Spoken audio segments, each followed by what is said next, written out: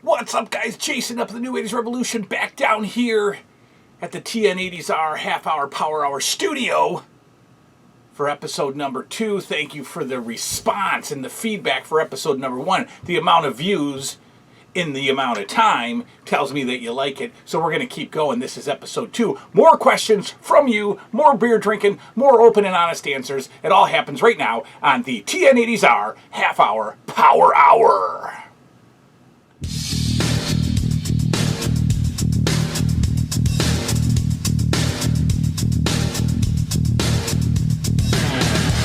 It's the New 80s Revolution with Jason Nupp, a one-and-all show full of fun where anything can and does happen. Pickups, fan mail, toy reviews, camping with the New 80s Revolution Jr. Whatever the heck else does not fit into a specific category, Jason covers it right here, folks. And now, the host of the New 80s Revolution, Jason Nupp.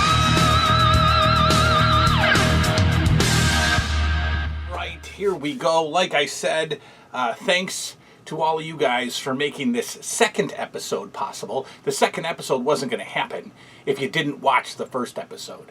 And you did. Many of you did.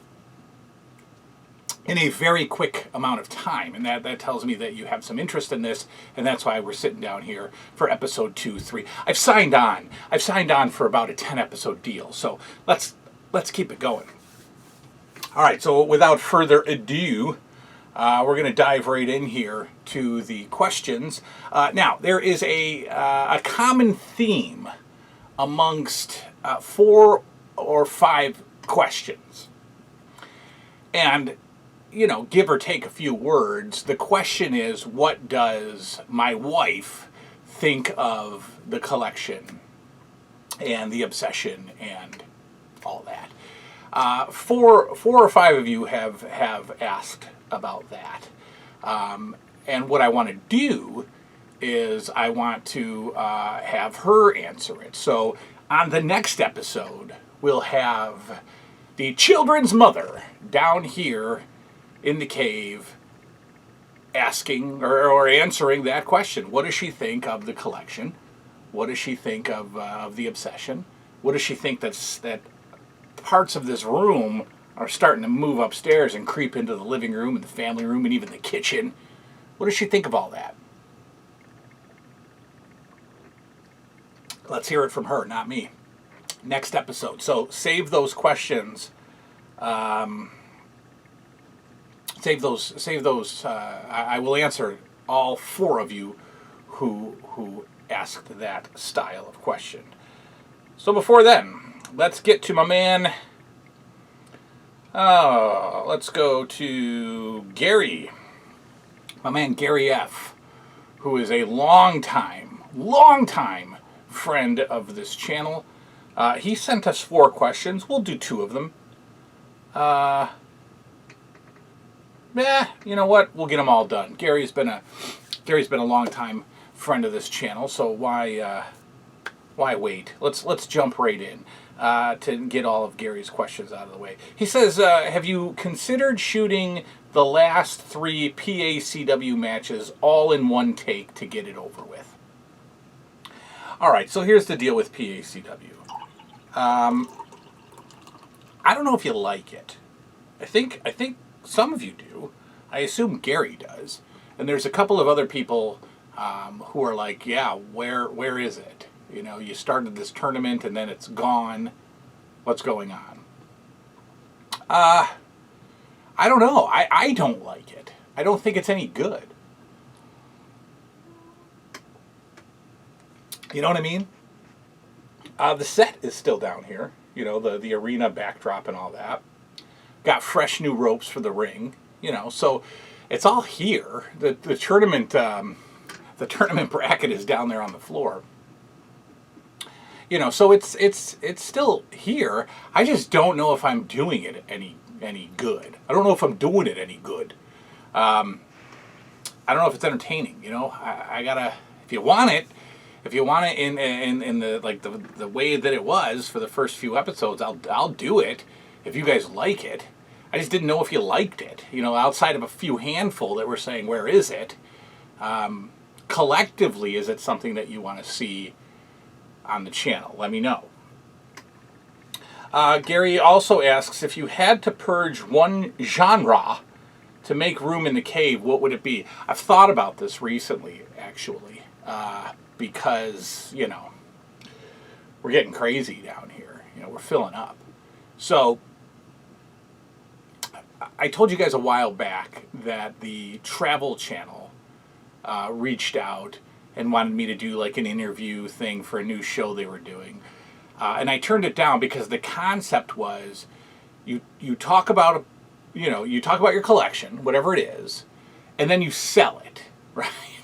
You sell it on the show. So each each collection has an entire show dedicated to it. So I would have a whole half hour.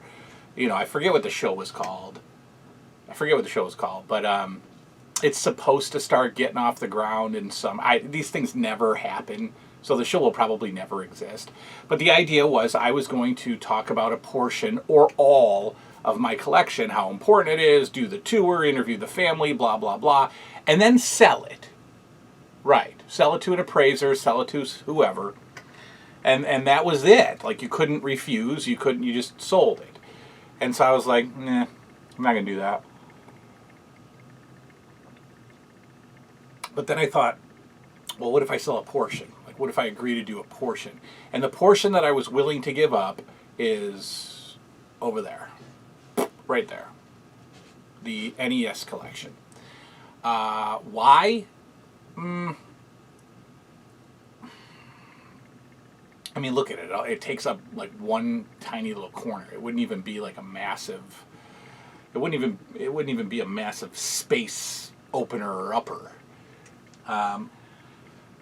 But that I guess is the one thing that I'm not, too emotionally tied to is the NES games. I've never been a big gamer, and as you know, the large majority of the NES games are junk, and like you don't even want to play them.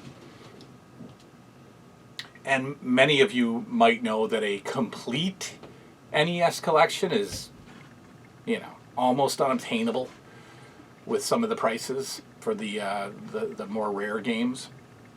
And those like it's hard to justify because, a $600 game might be an absolutely dreadfully horrible game. And so you're not going to get any enjoyment out of it other than sticking it on a shelf and crossing it off a list. So this, at one point, I was thinking about, all right, how much can I get for 430 Nintendo games?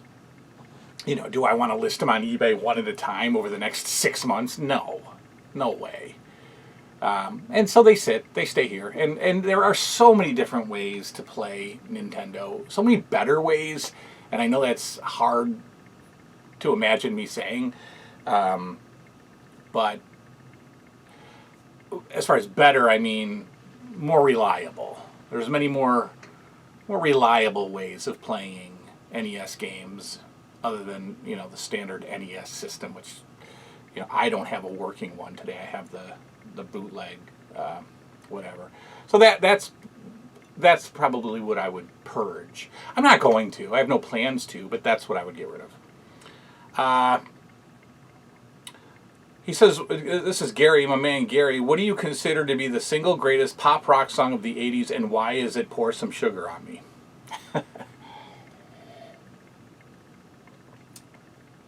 No lie, I just heard that song like a day ago, and I like it.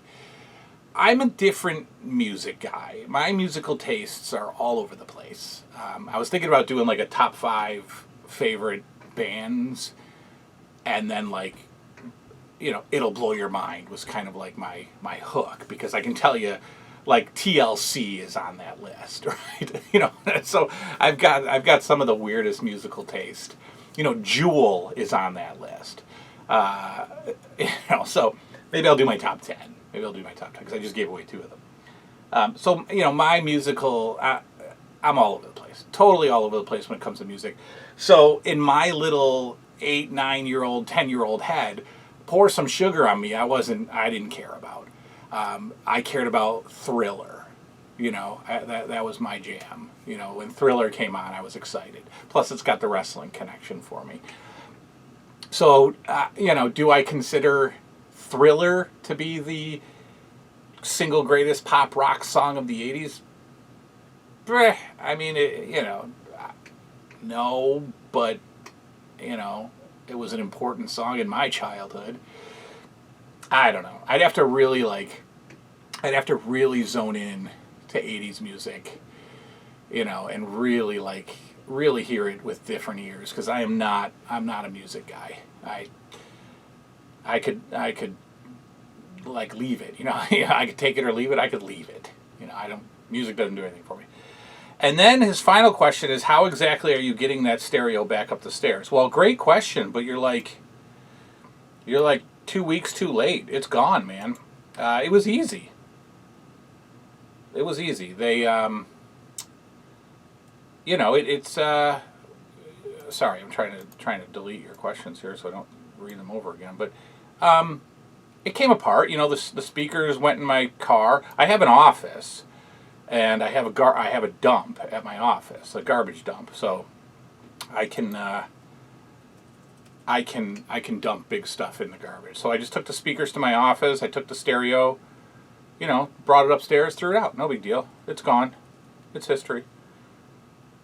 All right. My man, Upstate Johnny. And thank you, Gary, for those awesome questions. Upstate Johnny's going to ask a mix of non-toy related questions and toy. Upstate Johnny really brings it with the questions, and that's what I want. I want a mix.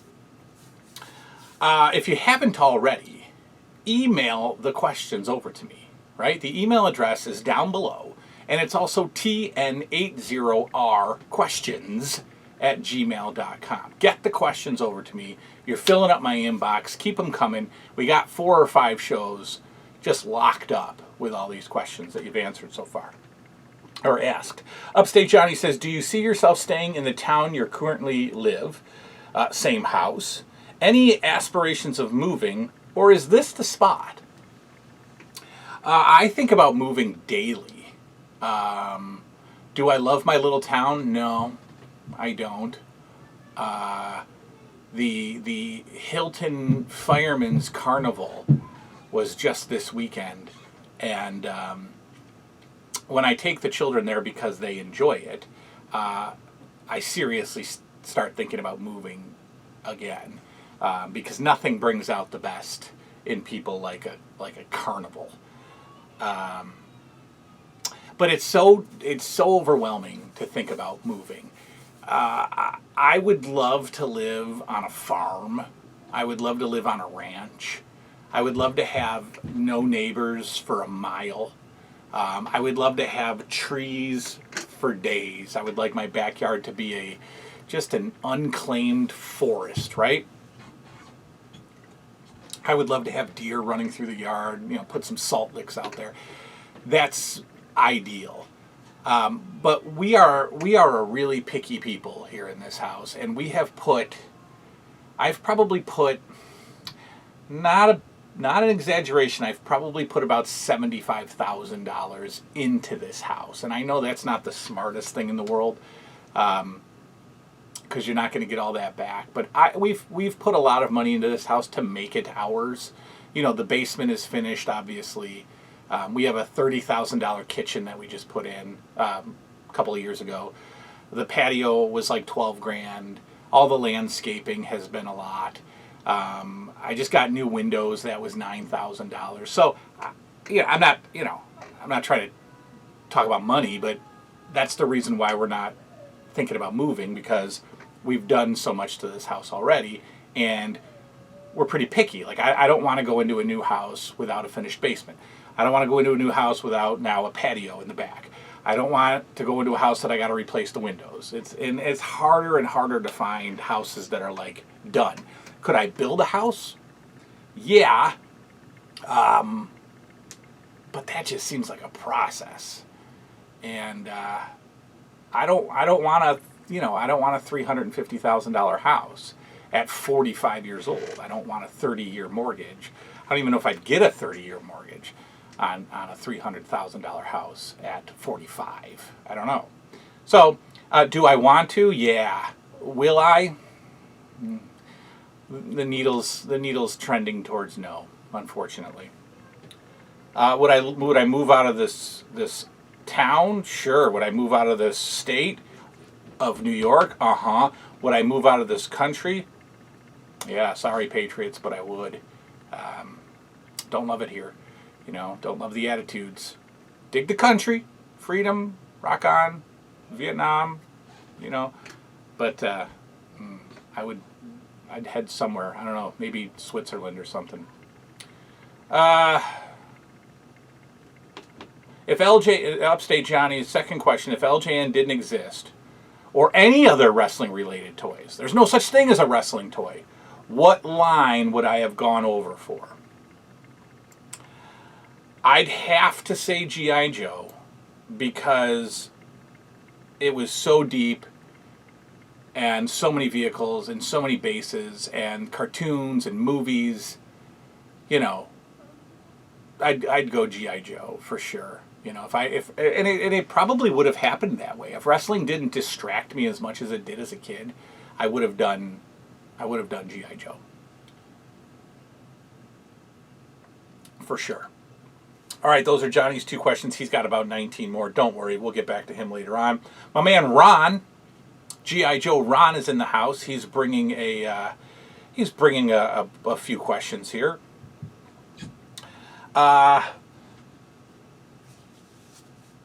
What's up, brother? I have to throw my questions in there. Great idea.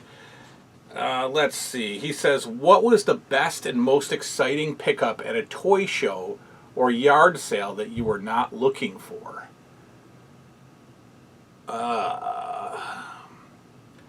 Well, your carded Madball for all of $40 you charged me. That was an unexpected treat. Bought the carded Madball from G.I. Joe Ron, and I had no thought of grabbing one on card at all. So that was huge. That was very surprising. There's a ventriloquist doll that I had when I was 10. Charlie McCarthy, I think it is. And Charlie McCarthy was dead and buried after like 2 years, and I haven't seen him ever since. And I went to a toy show about 5-6 years ago, and it was just laying on a table for $10. So I scooped it up. It's not a blow-away item, but it's one of those items from childhood that you're like, whoa, I had that. That just brought back a flood of memories, and it's $10. I'm bringing him home with me. So Charlie McCarthy sits over there. It's a good question. It requires a lot of thought. But those two that I just gave you, I think I would probably say. So that's that. That's that question. All right, let's get to maybe another one of yours. G.I. Joe Ron. If you could have any wrestler on your show to interview, who would you choose? Yeah. That's a good one. I mean, I've seen so many shoot interviews with old-timey wrestlers, and, they're decent, but I don't know. Who would I want to interview? I mean, like you can say the Hulk, of course you can say Hulkamania. But I would probably want... All right, so I'll kind of answer the question. Obviously I would want somebody, massive to talk about. Probably Hogan, Flair, guys like that. But I would like to speak to a very well-traveled enhancement worker, right? Steve Lombardi, I'd love to talk to. Guys like that. Even like Mario Mancini, he was around he was around until like late 90s, maybe even late 80s, early 90s. Mario Mancini hung out, and he got started with them at 18 in 84 or so.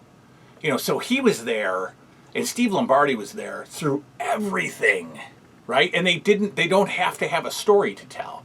Like Hulk Hogan doesn't have to come on here and say that he was, that he slammed the 1,200-pound Andre, the day before Andre died, and broke every, bone in his back and tore his both biceps out, brother. He doesn't have to say that, right? Steve Lombardi's not going to come on here and say, yeah, they said I was going to be, the world champion at WrestleMania. I was going to win the belt from Hogan in '86. He doesn't have to say that. He'll just come on, and they'll talk about. I want to know what it was like being, not a star, traveling. Like, what did you, did you get the cheaper hotels? Did you have to all drive together because your transportation wasn't paid for? Were you accepted in the locker room? Was it the same vibe, or was it like the cool kids? The cool popular guys weren't talking to you because you were, what was it like? So that I think I would want to do that. And who knows? I want to do a podcast eventually, and maybe do some interviews. My man Carlos, we know Carlos RC D'Amatos. Is here. He is a longtime friend of the channel, and he says, looking back and knowing what you know now, what would your perfect day be in the 80s? What would you do, and who would you meet? Blah. Wow. That's amazing. Gosh. Honestly, if it was, I would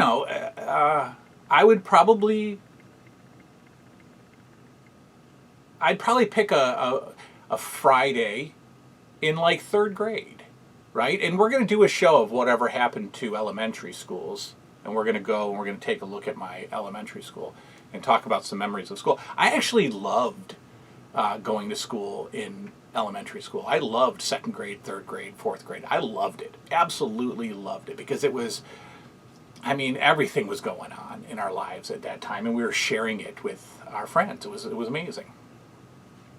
So I would go back to like third grade. I think, let's say 85, right? Let's say 85. So school that day, and it's pizza day. And a sleepover that night with good old Howie Decker. Actually, and you know what? Saturday night's main event is on, but it's on a Friday night because, I don't know, whatever. Something preempts it. And so they move a Saturday night's main event to a Friday night. I'm in school all day. We're excited. We're talking about it. It's pizza day for lunch. We get home. I ride the bus back to HD's house. We play all day. We have wonderful matches with our LJNs. We stay up, and Saturday night's main event is on a Friday night, and we make the whole show 1 a.m. We crash. That would probably be it, Or I'd go back to Christmas, I guess. But, that plan, that Friday that I just described, that was like a perfect day back then. So I would probably do that. My main man, Matt. Matt McCurry. He says, here's a couple questions for you. If you could only watch 5 horror movies for the rest of your life, what are they and why? It's a good one.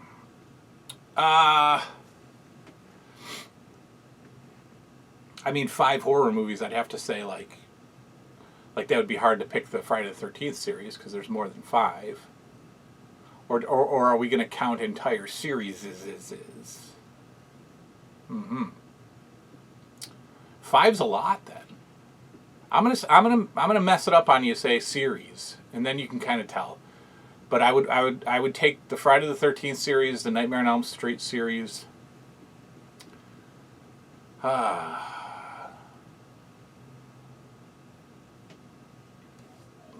probably the Texas Chainsaw Massacre series. Because this is all just slasher, good old slasher stuff. The Grudge and Ju-On is too scary. I don't know. Friday the 13th, Nightmare on Elm Street, Texas Chainsaw. I wouldn't take Halloween. I don't like it. I don't like it. I do not like it. I don't like anything past 3. I think they are all garbage past 3.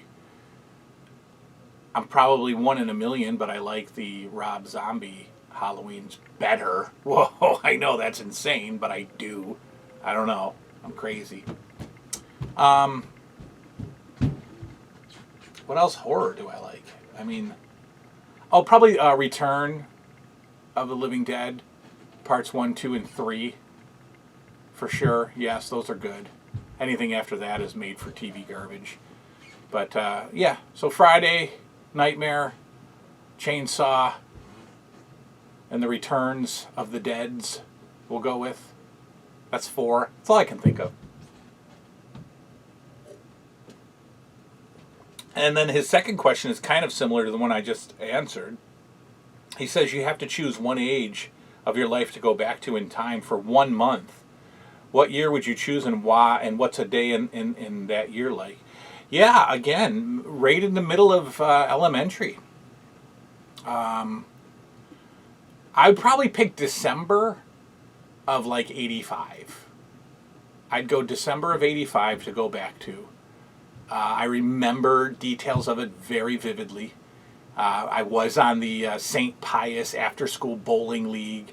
We were playing Mat Mania and Double Dragon when the bus came to get us. And that year I got like the rest of Series 1. LJNs. I got the wrestling album for the first time. And I remember playing it on Christmas morning. But the build-up to Christmas 85 was huge. Christmas 85 was a heck of a lot better than Christmas 84, product-wise. You had some good stuff coming in Christmas 85. So I think all of December 1985 I would choose. The build-up to Christmas, the countdown to Christmas, still in school, hanging out, doing the bowling league, talking to all my friends about what they're going to get for Christmas. That's it. December 1985 is the month I would go back to. All right, so that'll probably do it for this one. I want to keep it to 30 minutes around there. We've got plenty more to go. My man Tater Rogers is going to be on the next show. Bucky749 and his brother will be on the next show. Vintage Toy Theater will be there. Upstate Johnny will be back. My man Bal, I don't know how to pronounce it. It's B-A-L. He's a newer fan of the channel. He'll be back. And then there's a bunch of questions sitting in my my email, and we're gonna get to those too. Swigs, my man Swigs Sinatra, he'll get a question. They're all there. If you've sent them, they're coming. You just gotta let me catch up. So that's that. Let's break here, and we'll get it going for episode 3. Episode 3, we're gonna try to bring down the children's mother and have her answer questions that you've all asked about. What does the wife think of the collection? We'll do that all on episode 3.